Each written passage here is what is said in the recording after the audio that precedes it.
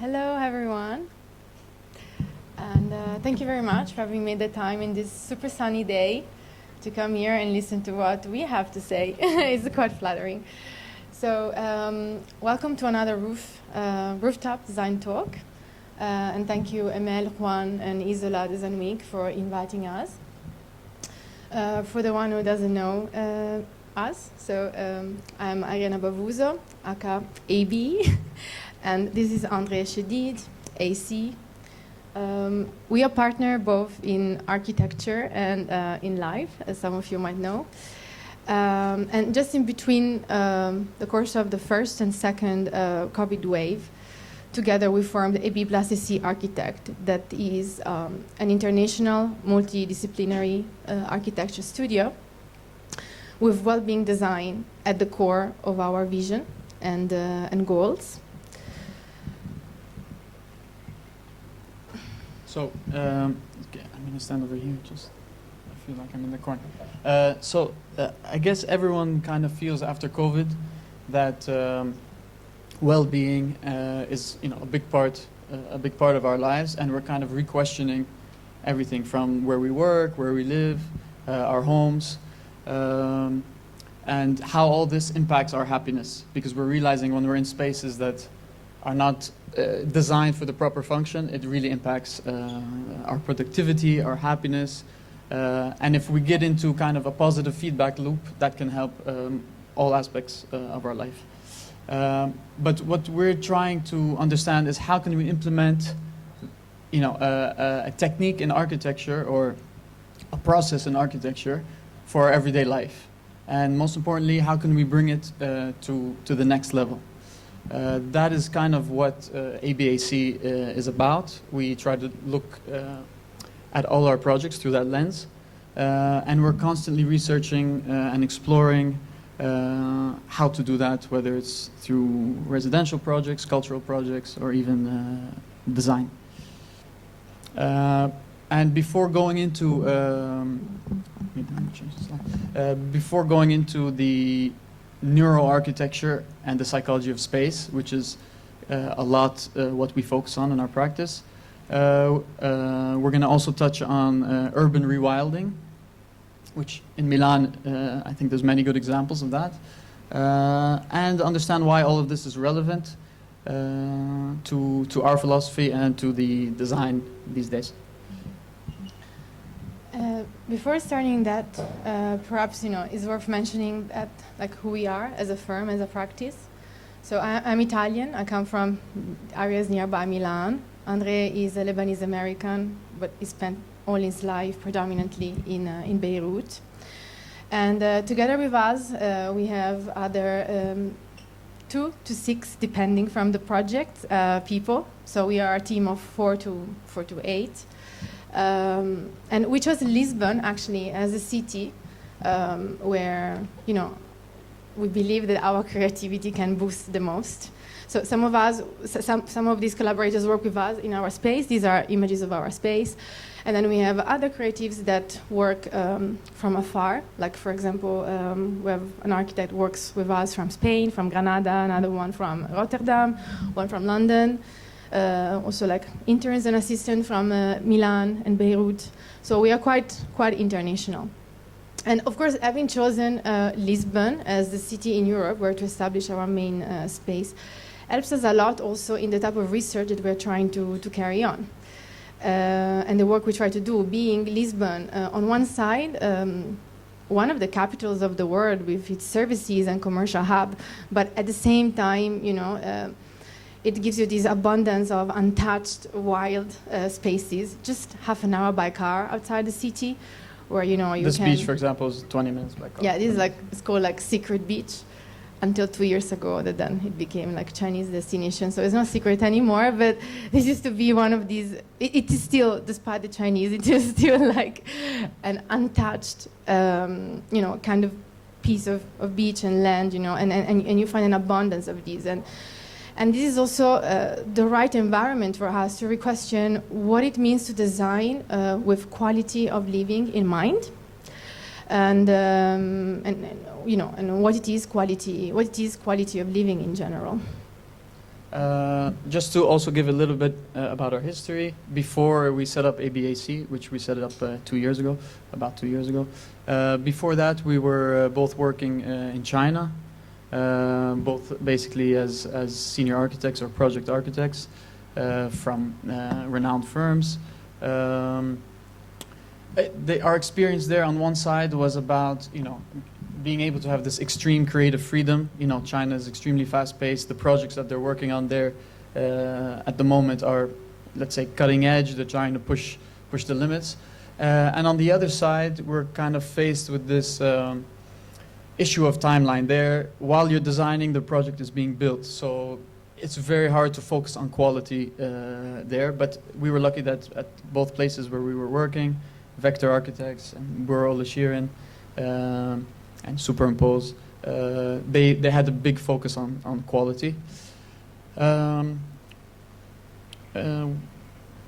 then at the end of 2019, after we had about 2 years there, we decided that we have enough experience, and we decided to come back to Lisbon, where we had both previously been, and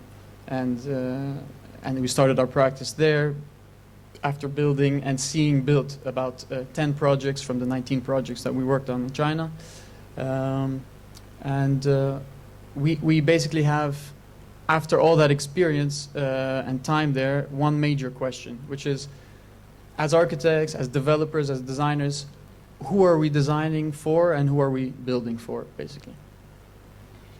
So this is when we came back in Europe, and we kickstarted what we call the Beauty Equation project, which to start is like a think tank that uses Instagram as an open platform where we explore, share, and educate on how beauty in architecture can improve our mental and physical health, and how aesthetics apply in general, to our surrounding. And as a consequence of these, all of our architecture and product in some ways, followed or are attempting to follow, even in the ongoing project, to become like a tool or a vessel through which we try to implement our research and create spaces that can actively improve the user's well-being. So, it happens often as architects that we do a lot of research when it comes to technology, innovation, or site analysis. But very few actually, I think that, it is quite innovative to start to do, in reality, a research into neuroscience and psychology. And then when you draw some conclusion and some lessons from it, then you use a project that you get commissioned as a way to implement what you believe in, what you research, what you gathered. And today we'd like to present briefly 5 among the projects that we are currently working on. A lot of people ask us, okay, so you are relatively like a young duo, you opened during pandemic, how did you set it up, how are you making it happen? And for us it was a matter of creating a system, let's put it like this, where we have short-term, medium-term and long-term projects all running in parallel, in order to keep the business aspects of things rolling, but at the same time maintain the versatility and the multi-scale that we got used to navigate through all our years of experiences at other offices, and most importantly, being able to work in very different geopolitical contexts, from Europe to Middle East, even to Asia. Still now we have a project in Shenzhen. And that for us is very important. So in some ways, we go from, let's say, from paper to practice. This is something that André likes a lot to say. From paper to practice, and also from Excel to small. We actually have some extra small projects, like a furniture and collectible design project, but that are happening. But these we can't really disclose today. What we'll look today is 5 projects, all of them that tackle not only the beauty equation, but also the concept of urban rewilding as one of the aspects of how to build with psychology of spaces in mind. So the first project that we named under the Excel category is the revitalization of a public space in a historical neighborhood of a very, very major anchor city in the Middle East. It's an unreleased project, so we cannot say too much because it's together with a government, but we thought that it was worth sharing. Then we will present our proposal for the Red Sea Cultural Landmark in Saudi Arabia, along the coast of Saudi Arabia, which is another project we've been working on recently. We will share our ongoing design process for a high-end residential building in the historical neighborhood of Lisbon, where the challenge is not really in the number of square meter, which is relatively a petite building, especially for us that we were used to in China to do 70,000 square meter, 100,000 square meter. But the challenge is more like that we are asked by the municipality to engage and design together with over 1,200 neighbors. So it's really about, bringing together, you're testing, what is it, the psychology of spaces, because all of them, they have their own psychology and way of seeing, the space. And then finally, we will conclude by sharing a few images of the Open Art Cultural Center, which maybe some of you have seen, and also why we feel that specific project will be completed last year. In some ways, was a good chance for us to experiment and apply, and also show what are the principles and findings of our ongoing research on neuro-architecture. So this is about the project in the Middle East. Basically, the focus here, or the concept, let's say, was because it's a revitalization of an existing neighborhood. It was all about past, present, and future, and how to interpret that into all the work that we had to do there. So we had to basically do an urban intervention more than an architectural intervention with some small insertions and acupuncture of architecture. We had to respect the heritage of the site, which was all about crafts, and which was all about vernacular buildings, vernacular architecture, vernacular crafts, and bring it into the present, which is tending to be a bit more commercialization, but how to keep the cultural part strong and not go to the commercialization, too much to the commercialization side. And then we also noticed, since it's in the Middle East and it's a very dry climate, how to bring nature back, because contrary to what most people think, there's a lot of nature in the Middle East. It's about choosing the right plants, and this goes to the concept of rewilding. How to use indigenous plants and species to really bring nature into the project. These are some images. So we really wanted to bring this idea of oasis back. Bear in mind that right now in the image you're seeing, the two buildings at the left and at the right, they do exist, except for the window intervention, which is part of our design. And instead there's a parking lot. That's very common in Middle East because also of the weather, you have cars everywhere. And not just in the Middle East, even if you go in LA, it's the same. But they are very much car-oriented, cities. And and basically we said let's limit that as much as possible and bring into all those empty spaces this greenery. So here it's all palms, which are native to that region, highlighting the art scene, which was the arts and crafts scene, which was what all this neighborhood is about, and reinterpreting and renovating key existing buildings and courtyards to also bring back this idea of, for example, the Hanging Towers of Babylon, which started from that region, but incorporating it into the architecture. Using water also as an element of cooling. Yeah, so through like a series of channels and pools. Yeah, for example, this pool is, you see it now isolated, but it's linked to a channel system throughout the neighborhood. Which, with the passing of air, cools the whole neighborhood. And these existing wind towers, which were there for centuries, used the same technique. They would bring in the air. It would pass over underground canals of water, and this would provide natural cooling for the buildings.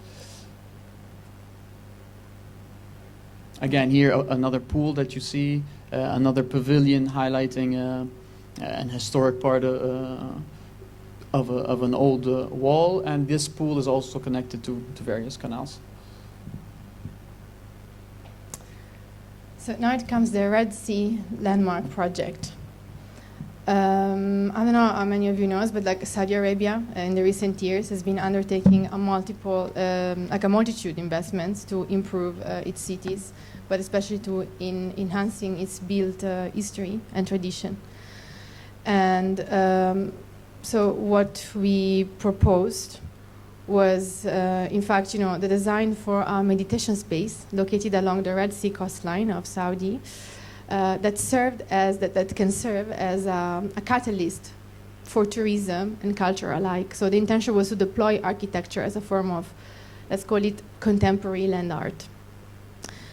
The concept takes inspiration from the multitude of natural sea caves that every year attract millions of tourists worldwide. I don't know if you're familiar with the water caves that you have in Mexico, or there's also some at the coast of Portugal, or where else? We have them in Sardinia in Italy, Capri. So there's a bunch of those, and right now Saudi is a lot about building, new stuff, monumental stuff, and how a way of interpreting a monumental gesture was in fact to digging into the existing protected and heritage, coastline, and instead creating a sequence of domes within the coast that could, in a man-made-like way, could reproduce the same, not reproduce, but reinterpret the same feeling and experience and effect that all these natural caves in other sides of the world create. This is the entrance. So the meditation space actually has two accesses, either from water or from land. So imagine this structure of domes, mainly underground, that sits at the edge of the coastline, and it becomes like a bridge between the land and the water. So you can enter by water, or you can also enter by land, like in this render.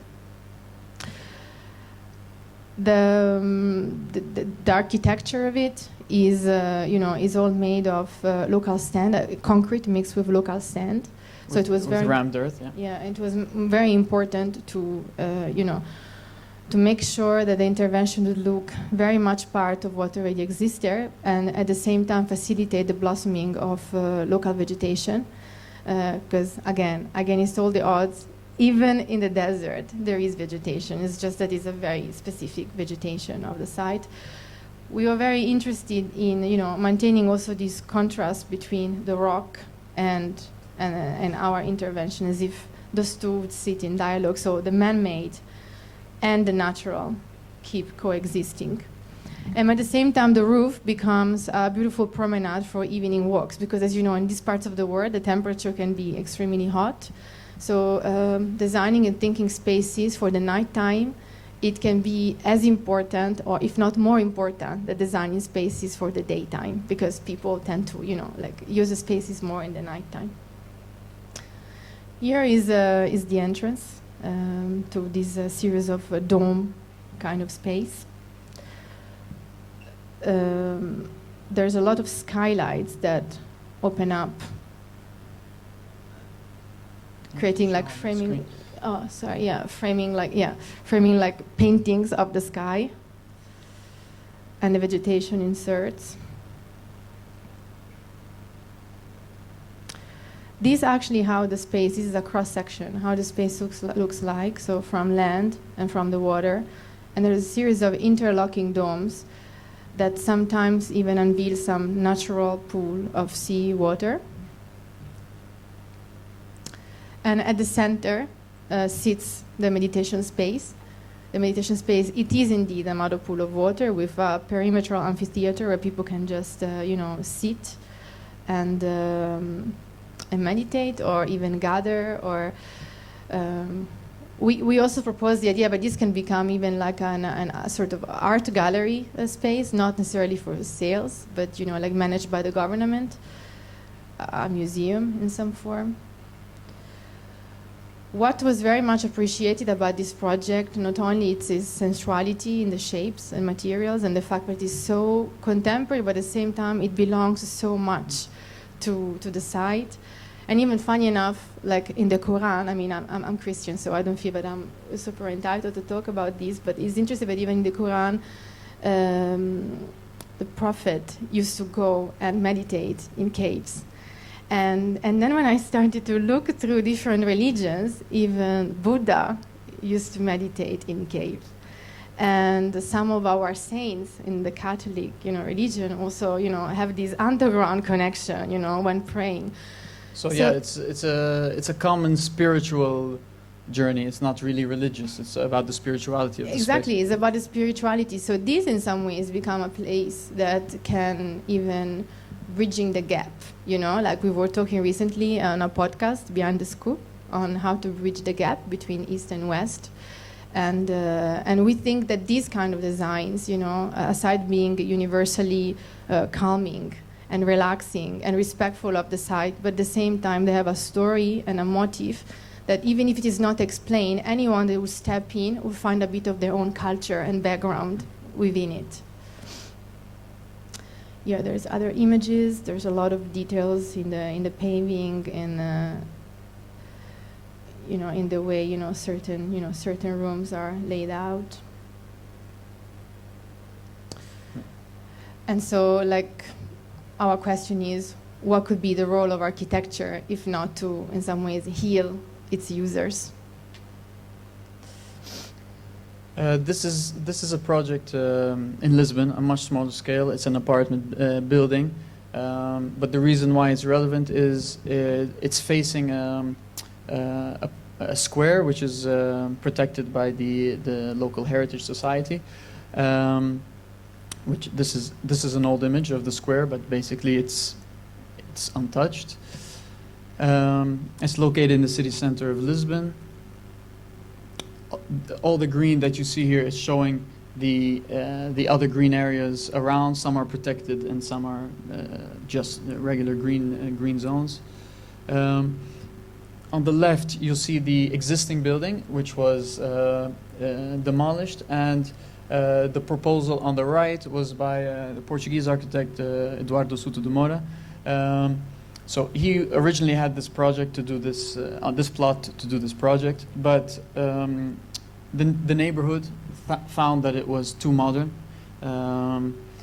Even though it's minimal, it was too modern for the look of the square. So they signed a petition. More than 1,500 people, I think, signed this petition, and that's why Ariana was saying we kind of now are working with 1,500 people represented by a committee, obviously, to come up with a new proposal. The way we kind of thought about it was, okay, how do we go from extremely contemporary to, I mean, we wanted to do something between extremely contemporary and yet at the same time it should fit with the architecture of the square. As architects, we always want to, we don't like to imitate the old, but we still have to respect, the needs of the neighborhood.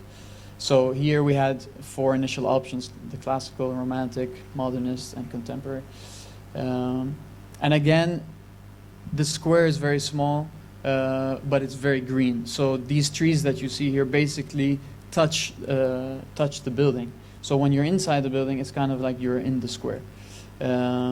And this is our strategy. Yeah, this is our strategy, which we submitted to the municipality and to the neighborhood, trying to tell them that we want to link this green corridor from the square to our site, to the green which is behind our site. And in fact, this red line shows this link. It's about also bringing green space into the rooftops, because we learned that in Lisbon there's an actual group of people that are trying to say all new construction should have a green roof. And we presented this to the municipality, and they said, although this is true, it's not in effect yet. So we're kind of trying to push the limits, but the government is always kind of behind. So this is a bit of the struggle that we're having. And this, I think, is a very good example of, what it means, urban rewilding. Like people go to conference and stuff and, think about big project like the one we have behind here, which is clearly a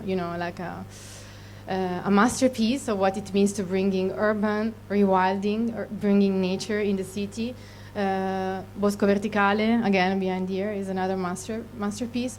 But, not everything has to be so grand, right? Sometimes, you just have like a small residential building. It's still in the historical city center of a town, but it's still a small building. You do not think that that's the chance for you to make a difference. But then, when you think about the impact that just the gesture of fighting for a rooftop could actually do on the whole environment, sort of dropping a green pad for birds and bees and insects to bridge between the square and the inside courtyard of the block, of the urban block, through the rooftop. And in some ways fighting for it, then you understand that as architects, all of us, we have the chance in each and every one of our projects to actually really push a bit the boundaries and do something that on the long term can be beneficial for the whole city. Yeah, it sets the precedent. So if we didn't do that, then it would be really hard to continue this idea. But if there's pressure from designers, from architects, from the community, then eventually these things will happen. This most probably is, the facade that will go forward. We didn't show here the actual final facade, but yeah, it's still in progress. But it was a lot, again, about the beauty equation. Here it was a lot about implementing all the research that neuroscientists talk about, how our brain gets somehow attracted to repetition. So, for example, repetition is one of the themes that as soon as you see it, it's fantastic. And that's why perhaps a lot of brutalist building, that they seem very harsh to us, but because of the series of repetition that they have within their facade, they tend up, to attract us a lot. Or when it comes to the proportion of the window itself, the shape, inserting the curve, or learning also where and how to break the repetition. So these are all small tweaks that we've been trying in this project to implement. This is the green roof. Okay. Here. Last is the Open Heart Center. So we were quite fortunate actually to meet this client in some ways, because this was during COVID, in the third wave or something like that. Yeah. And she left the United States, moved to Portugal with the dream of creating a place for co-gathering, for creation, for holistic learning, open to everyone. And here is the plan. So the site is actually located at the ground floor of a 19th century building in a narrow alley within the historical center of Lisbon. And this carried with it the challenge of turning a very dark and inactive commercial unit into a space of light. They do, in some ways dedicated to evoke calmness and positive thinking to its users. And that was, again, for us, another chance, to test the ground, test what we had gathered from our research. The project takes inspiration from the sacred concept of shala. I don't know how many of you know. In Sanskrit, shala means home. Usually in Sanskrit and in that context, home is intended as the place where people gather and practice yoga, learn and grow. Here the shala expands, let's say, beyond the initial purpose and is reinterpreted as a communal home with one in-house artist residency. The layout, maybe we can go back to the plan.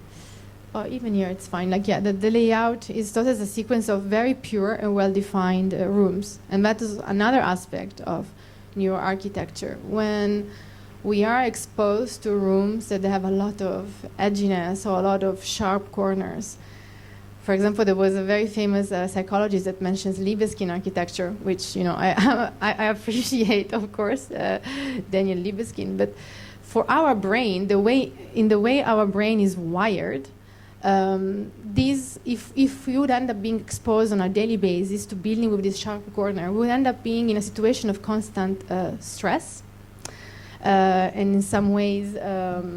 Yeah, I was going to say, even though you don't realize survival. Like, we'll maybe explain later how this nervous system thing works. Subconsciously. Yeah, like our nervous system basically is programmed only to think in survival mode or in pleasure mode, and then these has very strong consequences on our immune system. And this all happens because of the spaces surround us. So when we had to design this space, now we don't have the before and after, but it was full of kinky rooms and corner. Was a bit of a maze, and our let's say first approach was the one to liberating it for all these corners, and instead create these very simple and pure rooms. So the experience moves from the street to a multi-purpose main saloon, which you saw before, to a convivial zone here with the kitchen, and then expands to an intimate patio with plants paved with volcanic stone pebbles. In between between the private and the public space sits this area with like this 8 meters long stretch ceiling, all lit at once, which is the lounge. Yeah, because this was in fact the darkest space on the site, because it was in the middle. It's a long, deep building with only one main window in the front and one small window in the back. So we created this to mimic the sky, basically. This is the kitchen, because also the client,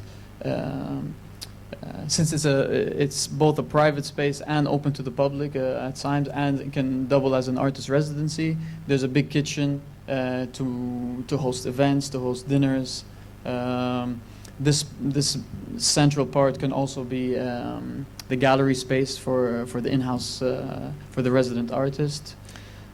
Well, so for us, it was very important. It might sound a small gesture, but it was very important to put in juxtaposition the old arch, and preserve it in a way that it could be put in contrast with a sort of contemporary arch, a contemporary opening, and put those two in dialogue. And then behind one of these birch panels, now I don't know if we have the image, yes, it opens actually the private residency for the artist. Here are some details.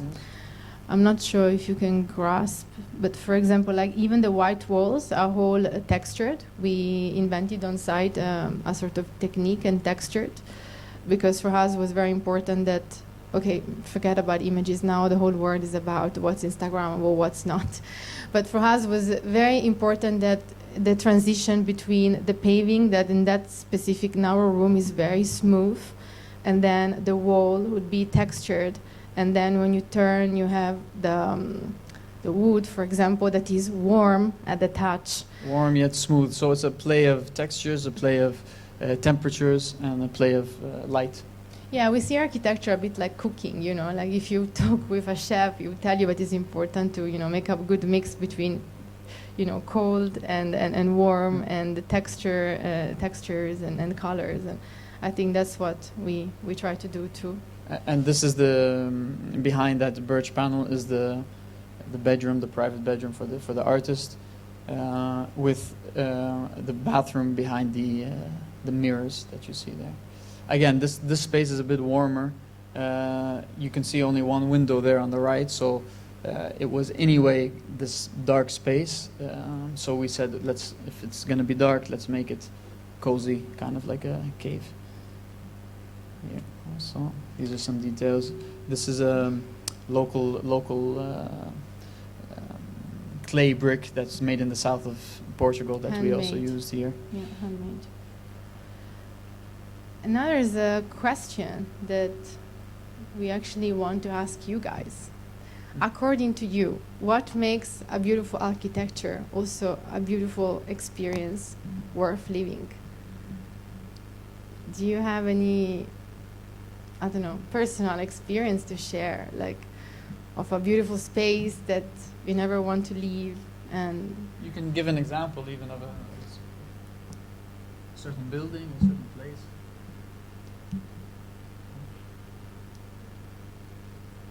you were not prepared. You can give an example. What's an example I can give an example. of a place you don't want to leave? For me, one place was the Salk Institute by Louis Kahn in California. This very central line of water that ends in the ocean, symmetrical buildings at the sides, texture that goes from smooth to rough, the sky. Funny enough, there was no vegetation, but according to neuroscientists, vegetation plays an insane impact on our health. So having green, natural green that you can touch and you can smell within the room, even indoor, it is very important for our well-being. So.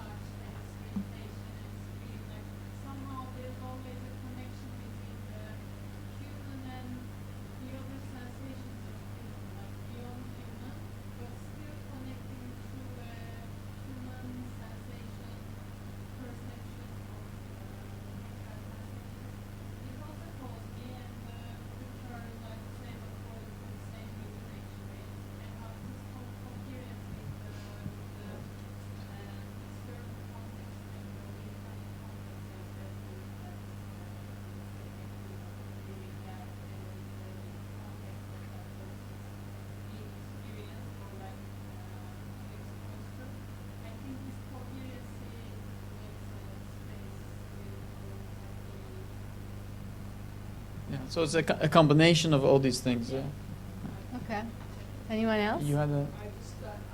What I noticed in the Far East, how they combine the indoors and the outdoors very much as one space together. I think that's one of the type of architectural experiences that really clicked with me. Right? Yeah. Your bedroom, you leave it, you're automatically outdoors, but you're in the kitchen and there's the elements, the plants, and so forth. I think it's a huge difference. Yeah, because I think what also we learned is that we're not meant to live in boxes. We're not meant to be like, this is a living room, here you just sit and you watch TV, and here we're meant to have this more flowingness. And it's also about the horizon, right? We were, when we were cavemen and cavewomen, the horizon was what made us feel safe, what made us feel, the savannah basically. And that is in our brain even though we don't realize it.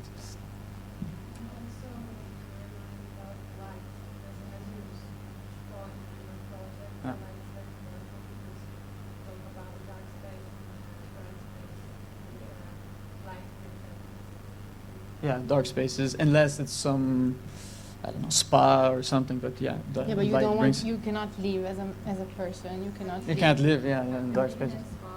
Lighting is so important. Of course. Absolutely. Because it will set the entire mood, because you can go into a dark space, but if it's not properly lit, Yeah. ultimately your entire experience is very dark. So Yeah. I agree with you 100%. Like light with light. Mm. So yeah, for sure. I think that sometimes you can solve the problem of missing lights just organizing the space in a proper way. Because I think that if you live in a cozy space, as the bedroom, I think you can live better even without lights, even just organize the space. Structured. It doesn't have to be a lot. It just has to be correct. Yeah, Yeah. Doesn't, I think natural light is really beautiful, like even like space like this, having, with the shadows and everything, but if you are going, like you're saying, like going into like something like a dark room or something, the smallest lights, or it's just the construction of it all. It needs to be so curated, exactly, it guides your entire experience. this is Also, the I other think extreme. spaces have history. For me, like when I walk into a space and it's been there for hundreds of years or thousands of years or something, there's something really humbling about being around it, and it's like it's really funny. But the saying of like if the walls could could talk. speak, exactly, and you feel, I don't know, I feel there's energy in these spaces that are just you can't, and they sometimes are dark and there's sometimes light, but there's an energy in there that makes you want to find out more, makes you want to stay, makes you want to experience it, and it's the simplest of forms. So this image is not a collage. Actually, this is social housing in Hong Kong. And there's so many other examples around the world of those. This is one of the few. So without thinking about without going as, let's say, as far as these, but I would just like to understand from you guys that did you ever experience a place that was so unsettling to the point that you had like headache? Or you had or to you were leave. You feeling felt like tired. you had to leave. Yeah. Did that happen to you? Like, did you ever experience yourself how actually spaces impact your Your mind, yeah. yeah, your mind, like your health in some ways? Traffic jam. For me, the first apartment is the best one to try. Yeah, exactly. And it's one of the problems that have the Yeah. it's everything is not fitting for people. It's not made for just comfort. yeah, exactly. You just feel the people inside. Exactly. They're vessels. And did you guys know that according to some studies, we spend 90% of our lives indoor, which means that we're basically over a lifespan, we stay outdoor only one afternoon a week. After the lockdown, especially that phase, of course. Of course, they count the time we sleep, because I've seen someone like questioning, like, is that really true? Yeah, sleeping and living. Yeah, and funny enough, it's also like, let's say, surveyed that out of these 90% of time that we spend indoor, 70% happens at home. And now more after this working at home, you spend even more time at home, which is another reason why our homes should be rethought to be a place that really has a big effect on us. Exactly. Yeah. So it turns out that spaces that we inhabit have a considerable impact Yeah, on because our mental and physical health. yeah. Do you want to? Yeah. So again, aligned with that, it's another way of thinking. Before, like Luigi was saying, it's just a box that you're supposed to live in, and this was kind of the problem after the Second World War, right? People had to have places to live, but now we're way past that. So it's not anymore about just fulfilling that requirement. The spaces should really be studied in a way that is, really human, more for what we need as humans. So when we you go. started this research about beauty in architecture, and not like the subjective beauty, like I like that, you like that, but trying to figure out what are the parameters and ingredients in architecture and in spaces to build a universal beauty, the type of beauty that our brain would read as pleasant and calming, and would sort of like push you, invite you to stay. There were three. Yeah, like we sort of like discovered that or at least like the question was when did it start to go wrong? Because if you go back in history, actually beauty was one of the three components that was sort of defining architecture. There was like structure, there was program, and then there was aesthetics. And then during the Second World War, society in some ways had to puzzle together the remaining pieces of cities that were completely destroyed, and build new homes for entire nations. So in some ways, born out of necessity, what in technical term we call now modernism, continue to promote form, utility, craft, but beauty was no longer part of the agenda, both for art and and architecture. And so for a lot of decades after that, beauty was treated like a taboo word, you know, like beauty became too superficial for the intellectual clubs, Too elitist. or too feminist for the business gatherings, or even too simplistic for the innovation summit. So in some ways, the truth is that beauty in architecture is being intentionally rendered as something, as Andrea was saying, like elitist and exclusive, some kind of the X factor that cannot be mass-produced. But that is wrong. But as a consequence of this, people forgot about its empowering roles and also his healing functions, you know, perhaps even his vocabulary. And, you know, especially for me as a female architect when I was working back in China, you know, I was surrounded by an industry that it was all about challenging for bigness. Like the tallest existing building, the highest panoramic viewpoint, the skyscraper with the most floors, and I could go on and so on. But soon this, I call it like thirst for bigness, you know, started to form perhaps a global community pervaded by the constant strive for dominance over the other. And all of a sudden the conversation around innovation steered into you know, the competition for the most originally shaped or technologically advanced or even most efficient building. And once more, human nature and, you know, his basic needs have been forgotten. Yeah, exactly. The priorities are all twisted or even upside down. But basically, why we like certain spaces goes back again to how we started as human beings. There's something very primitive and instinctive when we recognize a pleasant environment or harmonious space. So today, like what we've written here, from wellness or healthcare or neuroscience, we are starting to say, okay, there's more than just these basic things. There's taking care of our inner beauty, taking care of ourselves, taking care of our mental health. And in some ways, we got educated by all these industries about what's outer beauty, like, you know, when it comes to styling, nutrition, exercise, even therapy. Now, going to a therapist is normalized, thanks God. And also like inner beauty to, you know, like fulfill themselves, mentorship, self-help. But I think that so little, we still know so little at a general level about how everyday spaces influence our well-being. Mm-hmm.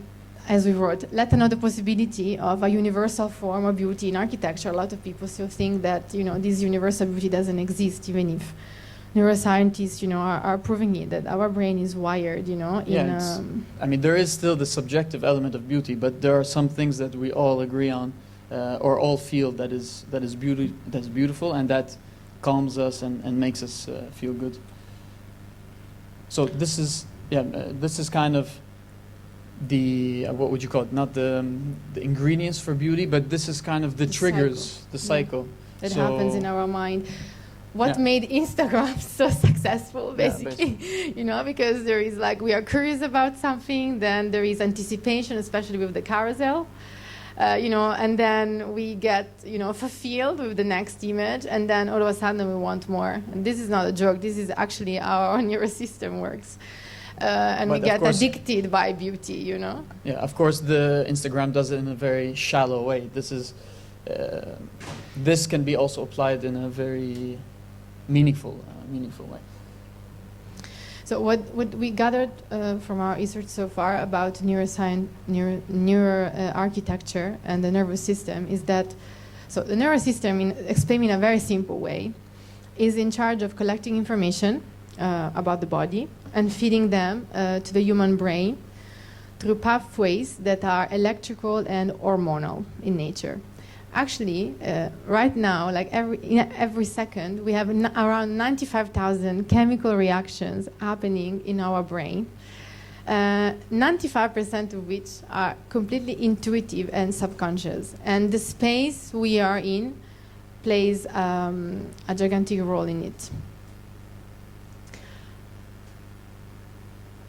So here there's like These are basically diagrams explaining what Ariana was just. So the was just nervous talking system about. overall is organized in two subsystems. One just limbic. I'm not going to go too much into detail, but is more in charge of motivation, emotion, learning, memory. And another one, which is the automatic nervous system, that is in charge of all the bodily functions that we do not consciously sort of command while we do, like breathing, the heartbeat, digestion. And the latter one, so this last one about breathing, immunity, heartbeat, digestion, is itself subdivided in two modalities, the one of survival and the one of pleasure. And when a visual pattern of beauty, so when a visual pattern triggers the sensation of beauty or even harmony within our mind, the automatic nervous system enters into what's called pleasure mode. So in this specific moment, whenever we see something that we say, oh, it's beautiful, what's happening within you, hormones such as endorphins are produced by the central nervous system. They are spread everywhere across your body. They reduce the pain, they boost sense of wonder, and they result in happiness. So in this circumstance, crucial functions such as cellular repair occur, meaning that the immune system is ready to function. Every time we see something that is beautiful, our immune system gets improved, or gets actually activated, and the body is able to defend and amend itself. So what this is leading and what this is proving is that on the long term, if we consciously decide to expose ourselves to visual patterns that provoke what doctors call parasympathetic response, which in other form is like if we decide to be exposed to beautiful spaces, this can become vehicle for a stronger immune system, feeling of well-being, and who knows, even longevity. And perhaps we should even start to think why the elderly, the most senior people in the world, like 100 plus, live in certain parts, of the world, in certain environments. Look at, for example, the shepherds in Sardinia. They spend all their life surrounded by nature. Their life is planned according to the cycle of the sun. So it's in tune with the cycle of nature. It's very much detached for anything that is, like artificial and being inside the office with tons of screens above you, suffocating with that posture, leaning on a table or on a computer. And this has a lot to do with the spaces we decide to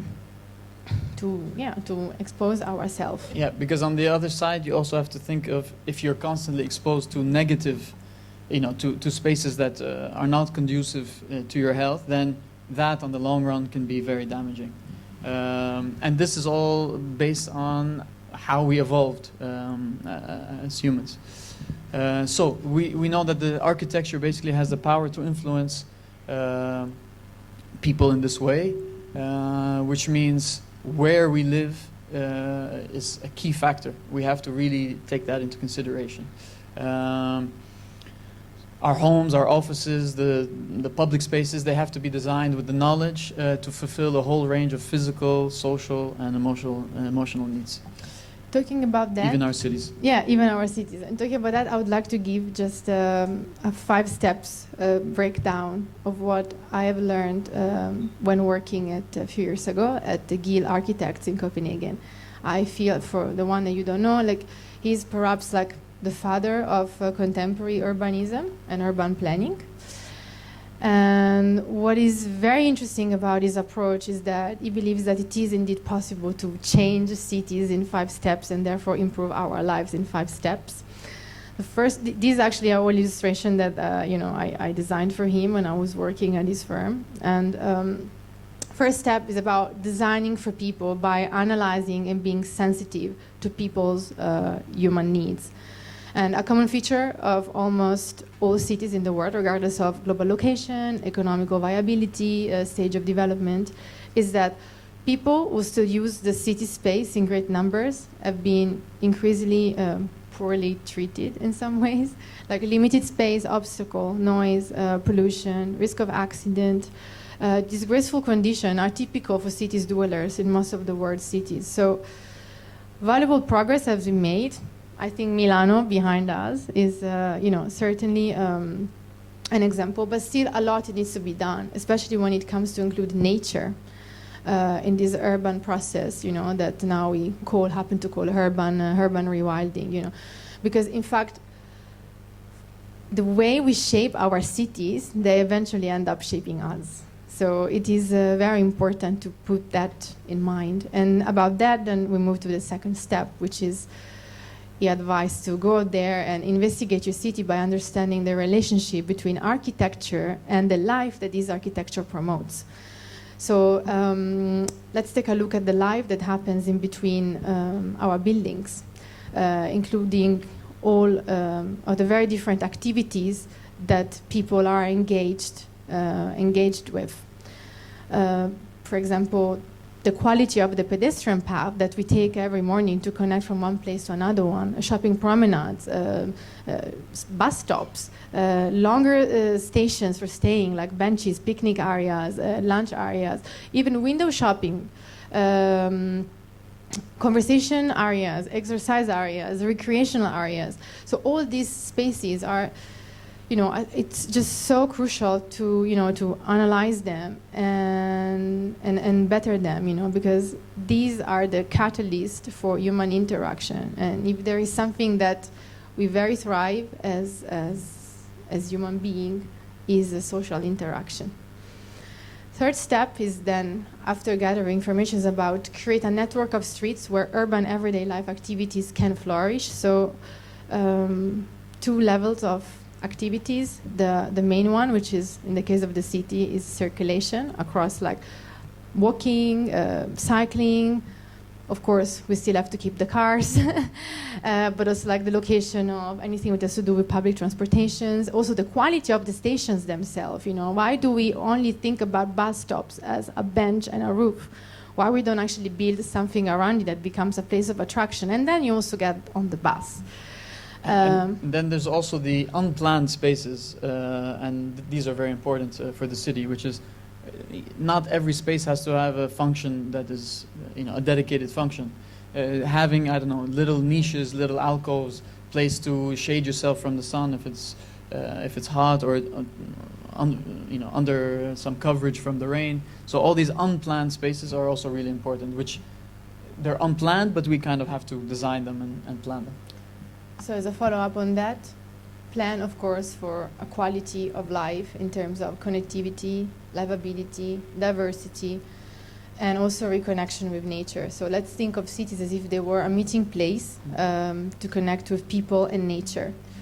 To us, the good city is essentially a city with good opportunities for 3 human basic activities, which is like seeing, hearing, and talking. And I would add perhaps the first one, which is, again, reconnecting with nature, bringing nature more and more in. So planning cities with this in mind is crucial. And last is, of course, not just planning it, but build an urban vision that you can carry on at a global scale. And Milano, I think, is setting like a fantastic example of what can be, accomplished. Would like maybe to, to end this presentation with a reminder that beauty is contagious, and it's very important as designers, but also as users of spaces, not to waste the opportunity, especially for designers, of designing one more building while ignoring which model of life our vision will promote, or which dreams it will stimulate in its inhabitants.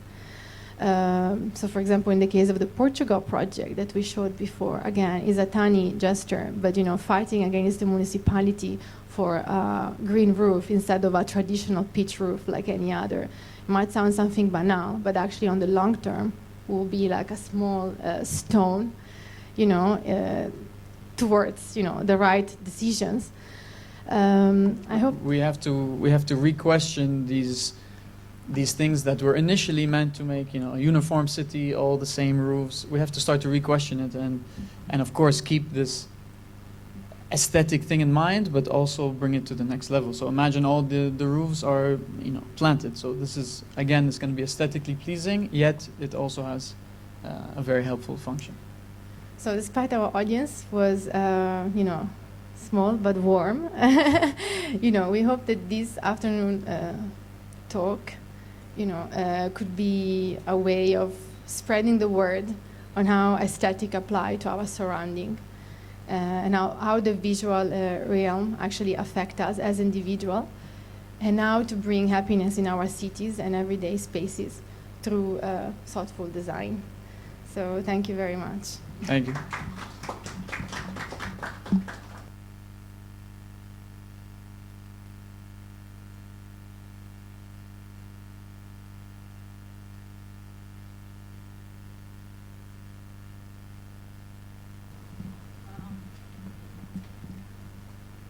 Yeah, hi. Thank you again.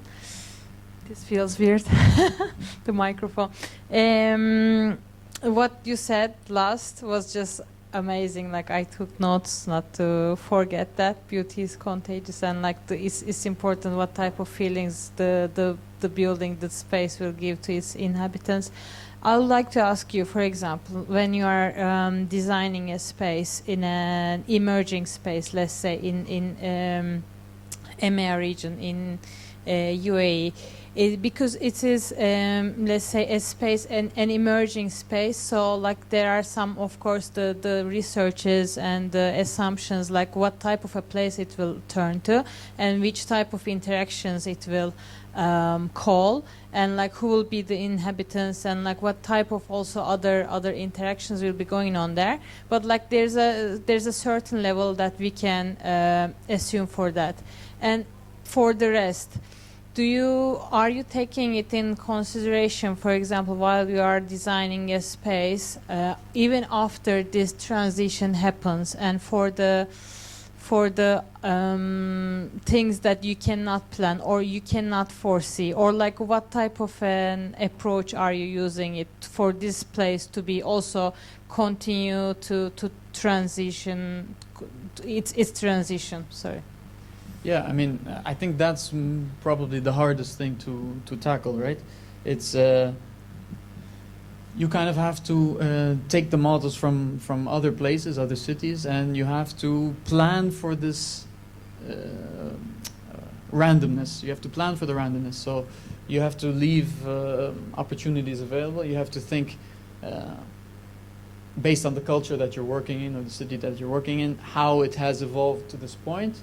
And you learn from that, and you project it in the future. And these days you also have people like futurists that think of these things. So we can't just be around just architects and engineers, but we have to involve the community. We have to anthropologists, people that are living there, the government. We kind of all have to come together to do that. Because if we just as architects project what we think, then yes, maybe we'll be right, but we could also be wrong. But I think that, or at least I hope that one of the messages that also passed through these is that at the very source, it doesn't matter which dresses we wear. Let's put it like that. At the very level of society, we are all humans, and then this makes us very equal in the sense of what we do need, what our body needs, what our mind needs, and therefore what we need to find in our spaces, So it doesn't really matter if, maybe perhaps that competition for that project was about turning a touristic area into a contemporary art destination, top class in the world, with beautiful vernacular building, but now a dead public space, so we had to completely reactivate it. Because like the way the spaces have been designed is, yes, it's for the inhabitant, yes, it's for the tourists, yes, it's for the art lovers that will go there for exhibition, but it's also for anyone else that would just bump into the into the neighborhood and could find a nice space to shield from the sun, and a nice bench to sit and enjoy a meal, and the breeze and water as a cooling element. So at the end of the day, if you design with basic needs in mind, I think that you also create places that are going to end up being timeless, because technology will evolve, but there are certain things about us that will never change, even on Mars. So I hope I replied to your question. Exactly, thank you.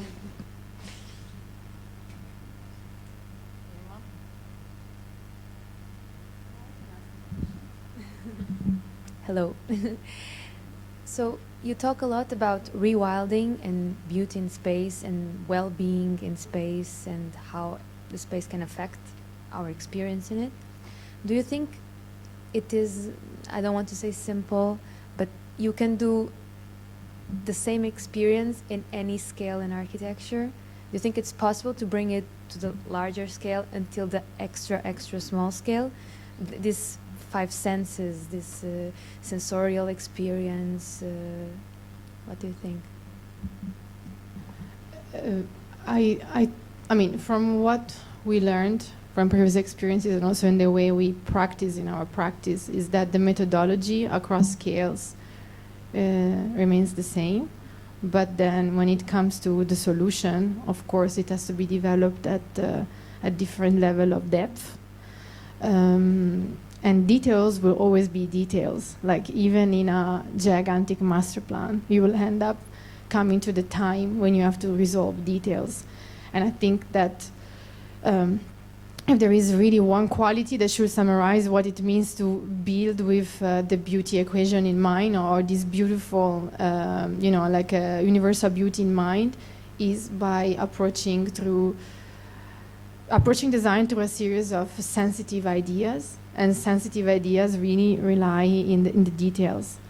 Like the main door that is robust enough to make you feel, or a handle that is strong enough to make you feel safe, for instance, or like a floor, that type of floor that is warm, so that when you are inside and you walk barefoot, you actually feel comfortable, and at ease, So Again, I think it's the scale doesn't really matter as long as the thought process is there. So if you put enough thought into this bottle that you make, how someone holds it, how someone drinks from it, how someone opens it, it's the same thing in architecture, same thing in the master plan. You have to really put the thought in it. If you do it just on the surface, then it's not going to be the same. So it's all about the intention. thank you very much, guys. Thank you.